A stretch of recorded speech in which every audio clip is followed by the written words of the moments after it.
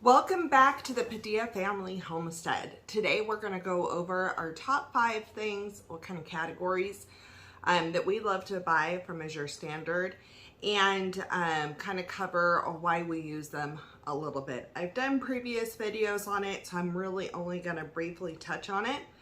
And then I will have all of this in a link in the comments below in our blog post. So first of all, we started stocking our pantry, started to try to build a pantry in 2019.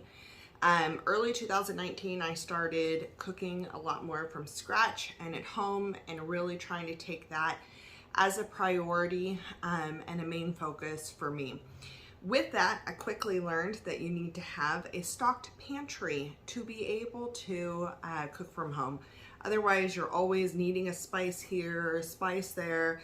You need some sort of special ingredient, something. So by the end of 2019, we really started working on building an extended pantry. So throughout 2019, we were buying like one little item here or there at the grocery store and adding it in every single month. And then at the end, we started trying to get in some more bulk items. We started with like the cheap bleached flour out Costco. I think you get it for like 25 pounds for like $7 or something like that at the time. And so we were doing that. In 2020, my daughter got really sick and she had some major health issues going on. That happened early January of 2020, and that lasted all the way through August, September of 2020. So I really relied heavily on online ordering and also trying to keep things as affordable and really looking into health, the health aspect of things. I really got interested in sourdough, and I got interested in all kinds of other things. During this time, the world also shut down due to COVID, and that wasn't what we were battling with, but that just happened to coincide at the same time. And so starting to do research on how to get some foods on hand and supplies on hand that we would need. And we found Azure Standard at that time. And we started ordering a little bit from them and trying some items out, and quickly fell in love with the process. So basically you order online, you can have it shipped to your house. Shipping's a little higher for that because the items usually you're buying bulk are heavier. And then you can also meet it at a drop, and that's what we do. We're in California. Our drop fees are free. However, I think there are, as you go across to the East Coast, I think there are some drop fees, but a lot of people still order because it's still economical for what you're buying. And then, so once a month, you put in your order. You could change it all the way up to the day that your deadline is, so you can check when things are going to go out of stock or not. And then you pick up on a semi-truck. I had you pick up from a semi-truck at an assigned date and time, and everybody helps unload the truck if you can. And then like ours, they have our names laid out and you pick it up. I have another video I think regarding that. I'll try to post that in the comments below as well, or the description below. And so that's kind of, we got hooked on that process and made it affordable and made it easy, and it's good quality. During this health journey, I really started focusing on switching from those bleached goods and things that are just don't have a lot of nutrients for you and actually contribute to a lot more health issues, and try to switch over to healthier versions of foods. And so these 5 sort of categories are our favorites, our musts that we have to have, that we order usually through them, mostly because of cost and because of the quality that you get. So the first category I'm going to talk about is cheese. I actually don't have a big block of cheese. I have like this much cheese left right now. We've gone through the 5-pound block that we bought already. And so basically I get the 5-pound blocks of cheese of the I've gotten the white cheddar and I've gotten the calico. The calico is a lot softer, and my husband and my daughter like that one better. So we went ahead and we're ordering that. And I think it's around $25, $24, $25 for a 5-pound block of cheese. And when I get that, I take it and I cut it in half, and I put 1/2 in the fridge and I put 1/2 in the freezer. That way I don't have to worry about anything going bad if we're for some reason not on a cheese kick that time around. Then it's not gonna go to waste, and I could take it out as we need it. The other cheese that we get is the mozzarella, the 6-pound block. That one we don't use as often. However, this winter we will be getting one of those because that'll be really good on a lot of our baked items. And then my daughter is addicted to Parmesan cheese. I really don't like that Parmesan cheese that you get at the store that's shelf stable on the shelf. I'm not partial to that one as much. So I was never a huge Parmesan cheese fan until I tried this Parmesan cheese. The first time we ordered it, we ordered a pound of it, and we all love the flavor of it so much, and it went super fast that we now order the 5-pound bucket. And what we do with this is usually I've already had this transferred to jars, but I've been kind of low on jars. So I just transfer to 1 jar continuously and keep it in the fridge. And you can easily shake it up and break it. But this is what gets put on the table for all of our meals if anybody wants Parmesan with that meal. So this Parmesan cheese, I highly, highly suggest it. Great flavor, super good. One of our absolute favorites. Okay, so another category that we purchase is our sweeteners. In 2022, early 2022, that was this year.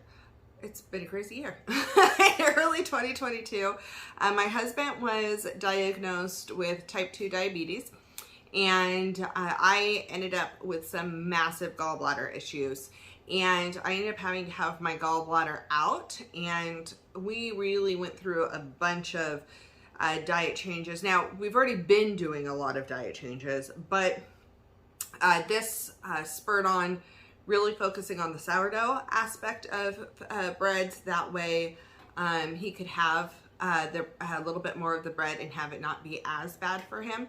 And then also what we used for sweetener. If we're going to use a sweetener, making sure it actually has some nutrient value in it, and that it packs a flavor and you don't have to use as much. So we get the cane sugar, and it's not, sometimes it's whiter, like this was the cane sugar at the bottom of this jar. That batch happened to be whiter. This one was not. I got this in the 50-pound bag this time, and it's just evaporated cane sugar. And I'm gonna set that down. And I feel like you don't necessarily need as much, but it's not bleached. It's got nutrients in it. And so that's what I use for anything that calls for just regular sugar. And then I try to use maple syrup, and we buy the 1-gallon jug of honey. We love the orange blossom honey from Azure Standard. It's raw. I try to do local honey. I did find somebody who I could buy a gallon of local honey from, but it was like $80-something for the gallon, and I can get Azure Standards for $45, and we've kind of been tight financially, so I went ahead and I'm going to go back and order the that orange blossom honey because I absolutely love it and it's a great price for it. And then I just take that out and put it into mason jars as we need it. The other thing I've been experimenting with is sucanat.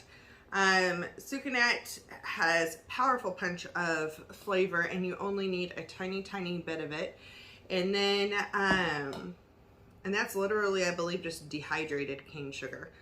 And then I make my brown sugar from molasses and the other cane sugar that I showed you first.